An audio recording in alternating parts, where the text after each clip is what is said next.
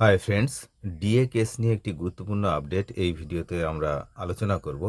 সম্প্রতি ডিএ মামলায় একটি বিরাট রায় পাওয়া গেছে। 2 মাসের মধ্যে সমস্ত বকেয়া মেটানোর কড়া নির্দেশ দিয়েছে একটি কোর্ট। তো কি বিষয় বিস্তারিত এই ভিডিওতে জানবো। আপনারা জানেন যে পশ্চিমবঙ্গের বকেয়া ডিএ এখনও কিন্তু সমস্তটা আদায় হয়নি।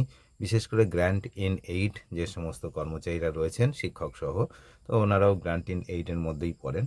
তো তাদের কিন্তু এক বকেয়া ডিএর একটা কানাকড়িও মেলেনি।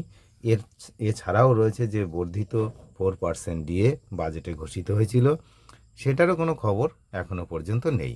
এই আবহে তার মধ্যে আপনারা জানেন নির্বাচন চলছে, নির্বাচন সবেমাত্র শেষ হলো এবং তার রেজাল্ট মে মাসের 4 তারিখে রয়েছে। এবং এর মধ্যে অন্য একটা খবর খুব গুরুত্বপূর্ণ সামনে এসে দাঁড়িয়েছে, যে 2 মাসের মধ্যে সমস্ত বকেয়া মেটানোর নির্দেশ দিয়েছে। এই বিষয়টা হয়েছে পাঞ্জাব এবং হরিয়ানা হাইকোর্টে। এই ডিএ বা মহার্ঘ ভাতা নিয়ে রাজ্য সরকারি কর্মচারী ও পেনশনভোগীদের জন্য এই অত্যন্ত একটি খুশির খবর। এই পাঞ্জাব ও হরিয়ানা হাইকোর্টে ডিএ এবং ডিআর যেটা বকেয়া মেটানোর বিষয়ে একটি যুগান্তকারী রায় প্রদান করেছে। এই রায়ে স্পষ্ট জানানো হয়েছে যে আর্থিক সংকট যেটা দেখায় না সমস্ত রাজ্য, সেই আর্থিক সংকট দেখিয়ে সরকারি কর্মচারীদের ন্যায্য অধিকার থেকে বঞ্চিত করা যাবে না।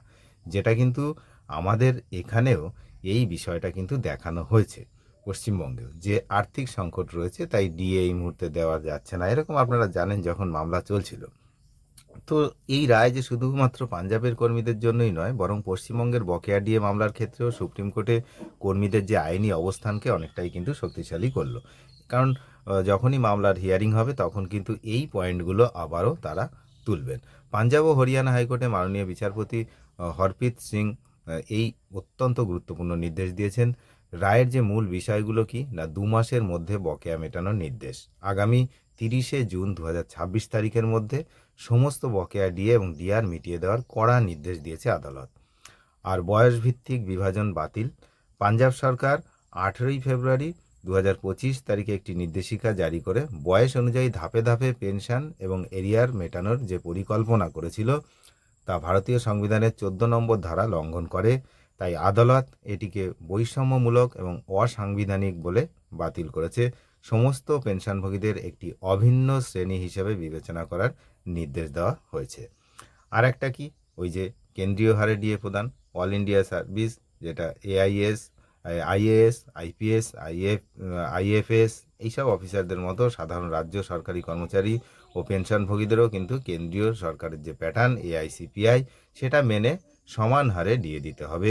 কর্মচারীদের মধ্যে কোনো দ্বিচারিতা বা বৈষম্য বরদাস্ত করা হবে না। আর সুদসহ টাকা ফেরতের যে হুঁশিয়ারি সেটাও রয়েছে। নির্ধারিত সময়ের মধ্যে যদি বকেয়া না মেটায় তাহলে রাজ্য সরকারকে যতটা সময় দেরি করবে তার সুদ সহ কিন্তু টাকা আগামী 2রা জুলাই 2026-এর মধ্যেই কিন্তু এই বিষয়টা মুখ্য সচিবকে এবং একটি বিষয়ে রিপোর্ট জমা দিতেও বলা হয়েছে।